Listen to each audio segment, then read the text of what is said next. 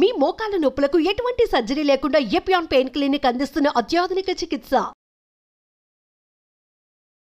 రోజువారీ కార్యక్రమంలో ఆయిల్ ఉన్నంత కనపడని కల్తీ ఇంకెక్కడా లేదండి. కనపడదు. చట్టం నుంచి తప్పించుకునే ఆస్కారం ఆయిల్కి చాలా ఉంది.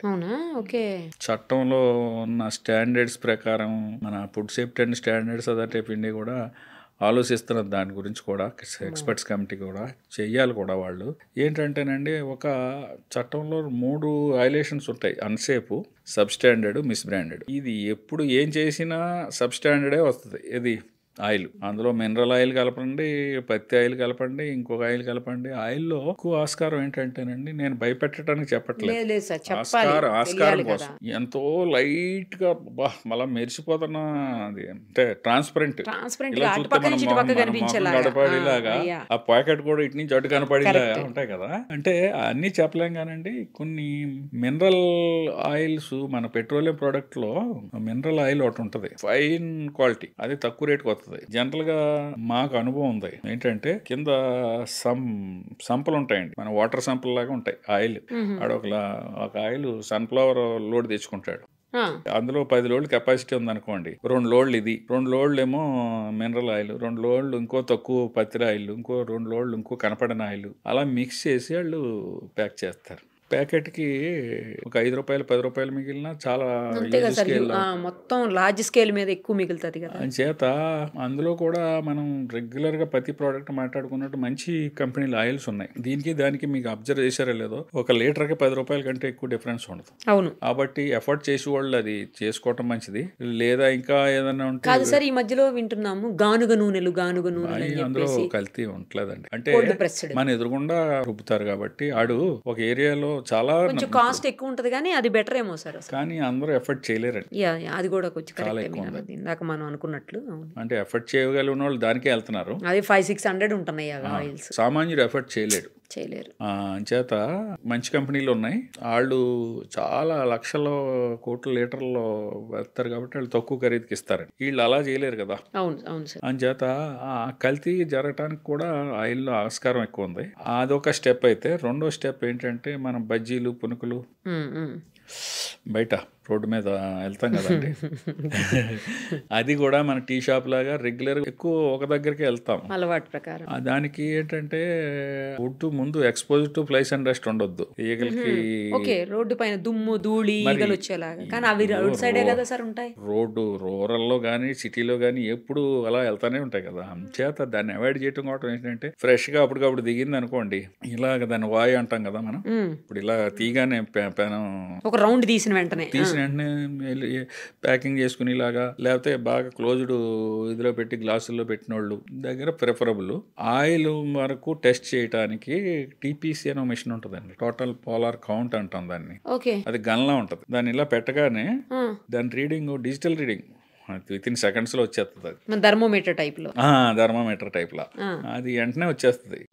మనకి థర్మోమీటర్ ఇక్కడ కనపడుతుంది, ఇదైతే ఇక్కడ కనపడదు, జస్ట్ దాని నెత్తి మీద కనపడుతుంది, హెడ్ మీద. అది 25 దాటిందంటే మన సామాన్యమైన భాషలో మాట్లాడాలంటే ఇంకా విష పదార్థాలు రిలీజ్ అవటం స్టార్ట్ అవుతాయి. దానికి ఒక స్టాండర్డ్, అంటే ఒరిజినల్ గా ఆయిల్ పోసినప్పుడు కలర్ కంటే కొంచెం షేడ్ వచ్చేస్తుంది అప్పటికే, ఎందుకంటే మరిగి ఉండటం. ఇంకా అంతకంటే స్టెప్ దాటింది అనుకోండి, అప్పటికి 3 సార్లు 4 సార్లు మరగబెట్టి ఉంటాడు. ఆ స్టెప్ దాటింది అనుకోండి, ఇది 25 నుంచి 30కి 32కి 35కి 37కి వెళ్ళిపోతుంది. ఇందులో ఎక్కువ అయితే అక్కడ కూడా డార్క్నెస్ పెరుగుతుంది. అంచేత విజిబిలిటీ అందరూ మిషన్లు పెట్టి చూడలేరు. దానికి గవర్నమెంట్ ఒక ప్రత్యేకమైన ఇది పెట్టిందండి, మొబైల్ ల్యాబొరేటరీలు ఇచ్చేసింది. తెలంగాణకి, ఆంధ్రాకి, ఇండియాలో అన్ని స్టేట్లకి ఇచ్చారు. మన తెలంగాణలో 5 ల్యాబొరేటరీలు తిరుగుతున్నాయి, మొబైల్ ల్యాబ్స్ విత్ 4 ఇన్స్పెక్టర్లు ఉంటారు. ఫ్రీక్వెంట్ గా ఎవరి ఏరియా ఆ ఏరియా సరౌండింగ్ ఏరియా వాళ్ళు కూడా వెళ్తారనమాట. ఆ మిషన్ తో చెక్ చేస్తారు, తేడా వస్తే అక్కడే డిస్కార్డ్ చేపిస్తారు.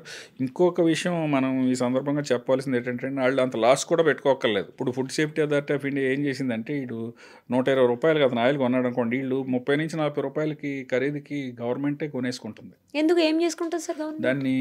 ఈ కల్తీని నివారించడం కోసం. అంటే హోటల్ ఉన్నారు, వాళ్ళు కొంత ఇలా మరిగిన దాన్ని మళ్ళీ ఎవరికైనా అమ్మేశారనుకోండి, వీడు మళ్ళీ వచ్చి ఇక్కడ బజ్జీలో పనుకులు వేస్తాడు. ఇంటర్న్ పబ్లిక్ హెల్త్ ఎఫెక్ట్ అవుతున్నది కాబట్టి దీన్ని వేరే ప్రోడక్ట్ వెహికలర్ ప్రాసెస్ చేసి వేరే దానికి యూసేజ్ లాగా గవర్నమెంట్ ఇలాంటి మాల్ ప్రాక్టీస్ని అవాయిడ్ చేయడం కోసం మనకి ఇప్పుడు నెలకి ఒక 15,000 10,000 పైన లీటర్లు ఫుడ్ సేఫ్టీ అథారిటీ రీసెంట్గా మొదలుపెట్టింది. దీనికి మనకి ఒక కన్సర్న్డ్ ఇన్స్పెక్టర్లో ఒక రెస్పాన్సిబుల్ ఇన్స్పెక్టర్ని పెట్టారు జిహెచ్ఎంసీ వరకు. ఆయన దాన్ని మానిటర్ చేసుకుంటారు. ఆయన డ్యూటీ చేస్తూ దీన్ని మానిటర్ చేసుకుంటూ ఉంటాడు. రికగ్నైజ్డ్ ఏజెన్సీస్ ఉంటే వాళ్ళకి ఇచ్చేలాగా. ప్లస్ ఇన్స్పెక్టర్ ఎక్కడికి వెళ్ళినా మీ ఆయిల్ ఎక్కడికి వెళ్తున్నదో ఒక విజిబిలిటీ ఉంటాం కొన్నేసి ఉంచుతున్నారు. మీరు ఆయిల్ ఈ ఎఫ్ఎస్ఎస్ఏ రికగ్నైజ్డ్ వాళ్ళకి ఇవ్వండి అని. అదొకటి కొంచెం మంచిగా అది అంటే పబ్లిక్ కూడా అక్కడ గమనించాలి. ఈ ఎపిసోడ్ చూసిన వాళ్ళకి ఏదైనా తెలియకపోతే బండి వాళ్ళు కూడా సలహా ఇవ్వమనండి. ఇది కొనుక్కుంటారా బాబు, వేస్ట్ చేసుకోవాల్సిన అవసరం లేదు, మళ్ళీ మళ్ళీ అదే ఆయిల్ వేసి మా హెల్త్ పాడు ఒకవేళ ఇంత దీని గురించి సబ్జెక్ట్ తెలియాలంటే కన్సర్న్ ఇన్స్పెక్టర్కు లోకల్లో కాంటాక్ట్ నెంబరు ఏదైనా ఈజీగా దొరికేస్తుంది. మీరు వెబ్సైట్లో అడిగినా కూడా మీకు రిప్లై ఇస్తారు మెయిల్ చేసిన. తేనెను కూడా కల్తీ చేస్తున్నారు, తర్వాత నెయ్యిని కల్తీ చేస్తారు. అవి ఎట్లా చేస్తారు? నెయ్యి కల్తీ ఇప్పుడు వనస్పతి కలుపుతారండి. డాల్డా అనేది పూర్వం నుంచి మనకి ఏదో పరిభాషలో వచ్చేసింది, కానీ డాల్డా అనేది ఒక కంపెనీ పేరు. వనస్పతి దాని ఒరిజినల్ నేమ్. వనస్పతి రేటుకి దీని రేటుకి చాలా తేడా ఉంటుంది. ముఖ్యంగా కొందరు హౌస్ వైఫ్స్ కి భక్తులకి చెప్పవలసింది ఏంటంటే, ప్రత్యేకంగా నేనే చూశాను. మాకు ఆ టైంలో ఒక అడిషనల్ కమిషనర్ ఉండేవారు హెల్త్, మీకు ఐడియా ఉంది, వందన్ కుమార్ గారు అని. ఆయన మోండా మార్కెట్లో 80 రూపాయలకి ఆ రోజుల్లో, అంటే ఇది ఆల్మోస్ట్ అరౌండ్ 15 years బ్యాక్ అనుకుంటా, ఇంకా జరుగుతున్నదేమో అని అనుమానం మాకు. ఎందుకంటే మీరు కొంటారు ఏదో ఆవునెయ్యి అని కొంటున్నారు, అది కూడా మార్కెట్ లో 600-700 కంటే తక్కువ ఇవ్వలేరు ఆవునెయ్య మంచిది. మనం 100 రూపాయలకి 200కి ఇస్తున్నారంటే ఆలోచించాలి. ఆ రోజులో 80 రూపాయలకి వస్తున్నదంటే మేము ఆలోచించాం. సార్ వెహికల్ అది పెట్టేసి మీడియాని ఎక్కడో పెట్టుకుని అసలు దీని మీద చర్చ చేద్దామని వెళ్తే, మనం ఇలాగ 4 కిలోలు ఆర్డర్ ఇవ్వగానే ఆడు ఫోన్ చేసాడు, ఒక కుర్రాడు వచ్చాడు, మనం 320 రూపాయలు ఇట్టి ఇచ్చేసాం. ఆడు ఎక్కడికి వెళ్తున్నాడని పట్టుకుంటే ఒక దగ్గరికి వెళ్తున్నాడు. ఏంట్రా బాబు అంటే డెలిబరేట్గా చెప్పాడు అండి అని. ఇప్పుడు ఏంటంటే అది అసలు ఆవు నెయ్యి అనేది 1 గ్రాము కూడా లేదు అందులో, ప్యూర్ గా వనస్పతి అమ్మినా పర్వాలేదు. వనస్పతి కూడా దానికి స్టాండర్డ్స్ ఉన్నాయి, అది కూడా ఆరోగ్యానికి మంచిదిగా చెడ్డేం కాదు. కాకపోతే ఆవు నెయ్యి వేరు, వనస్పతి వేరు.